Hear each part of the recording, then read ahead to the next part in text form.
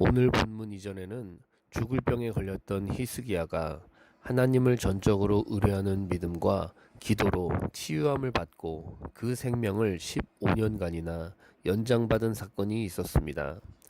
그리고 이제 그에 이어지는 사건으로 히스기야의 치유를 축하하기 위한 바벨론 사절단의 방문과 그에 즈음한 히스기야의 실수와 그로 말미암은 유다의 멸망 경고에 대하여 기록하고 있습니다.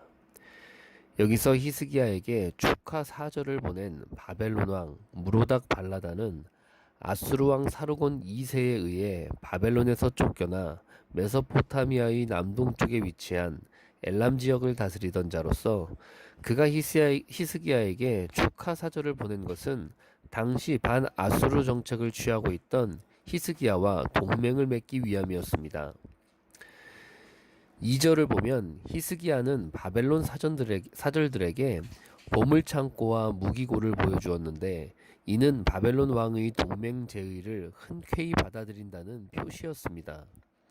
그런데 히스기야가 이처럼 바벨론과 흔쾌하게 동맹을 맺은 데에는 하나님보다 군사력을 더 의지하려는 마음이 있었기 때문입니다. 그는 하나님의 놀라운 은총으로 생명을 15년이나 더 연장받았음에도 불구하고 하나님을 온전히 의뢰하지 못하고 하나님보다는 세속적인 힘을 더 의지하려는 불신앙적인 모습을 보인 것입니다. 이에 하나님은 이사야를 히스기야에게 보내어 그의 경거망동을 책망하고 유다가 바벨론을 통해 심판을 받아 멸망하게 될 것을 경고하게 하신 것입니다. 그런데 히스기야가 이와 같이 행동한 이유는 어느 순간 하나님이 아닌 사람의 평가를 중요시 여기는 마음이 자리 잡고 있었기 때문입니다. 본문은 히스기야가 바벨론에서 온 사자를 인하여 기뻐했다고 기록하고 있습니다. 이 말은 단순히 사자들이 가지고 온 예물 때문에 히스기야가 기뻐했다는 말이 아닙니다. 예물보다도 히스기야를 기쁘게 했던 것은 이들이 축하하기 위해 와서 히스기야를 높게 평가했기 때문입니다. 이 사신들은 히스기야를 찾아와서 불치병에서 고침을 받은 사건을 축하했을 것입니다. 또한 아수르라는 강대국에 굴하지 않고 자신들의 나라와 같이 그들을 대항하는 면모를 칭찬했을 것입니다. 그리고 국가적으로 같은 입장에 처한 상황에서 자신들과 군사 동맹을 맺기를 요구했을 것입니다. 이러한 바벨론 사신들의 평가는 히스기야의 마음을 기쁘게 했던 것입니다. 히스기야는 자신에게 놀라운 능력을 베푸신 하나님과 그분의 뜻을 따르고 순종하는 것을 기뻐하는 대신에 사람의 평가에 마음을 두고 거기에 따라 움직이고 있었던 것입니다. 사람의 평가를 중요시하는 히스기야의 마음은 그가 다스리는 유다 전국의 모든 것을 보여주는 행위에 나타나고 있습니다. 히스기야는 자신을 축하하기 위해 온 바벨론 사신들에게 유다의 부와 능력을 자랑합니다. 그만큼 더 좋은 평가를 받기 위해서였습니다.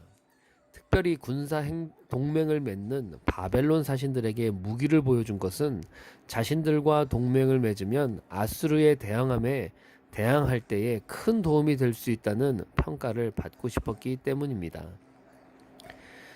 결코 유다는 약소국이 아니며 동맹을 맺으면 바벨론에게 이득이 되는 나라라는 평가를 받아내고 싶었던 것입니다. 이러한 히스기야의 마음 상태 그리고 바벨론 사신들에 대한 태도가 하나님 보시기에 악했다라고 말씀합니다. 그것은 결코 바벨론 사신들만을 염두에 둔 것일 뿐이고 하나님을 염두에 두지 않은 것입니다. 곧 백성을 보호하시는 하나님, 곧 백성들에게 이 같은 축복을 베푸는 하나님을 외면하는 행위로 여겨진 것입니다. 그리하여 마침내 하나님께서는 히스기야가 잘 보이려고 했던 그 바벨론을 통해 유다를 심판하시겠다고 말씀하시는 것입니다. 사람이 내리는 평가만을 염두에 두고 사는 사람, 사람의 평가에 따라 일희일비하며 사는 사람, 사람의 인정에 절대적 가치를 두고 사람을 기쁘게 하고자 몸부림치는 사람, 이는 성경이 가르치는 성도의 삶이 아닙니다. 성도는 하나님의 평가를 늘 두려워하고 살아야 하는 것입니다. 하나님께 인정받기를 원하는 사람은 하나님의 뜻에 따라, 하나님의 인도를 따라, 하나님의 말씀을 따라 살게 되는 것입니다.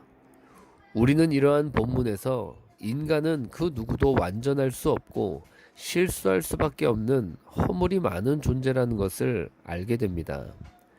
하나님의 무조건적인 은총이 아니고는 절대 구원에 이를 수 없는 우리의 형편이라는 것을 분명하게 각성하게 되는 것입니다.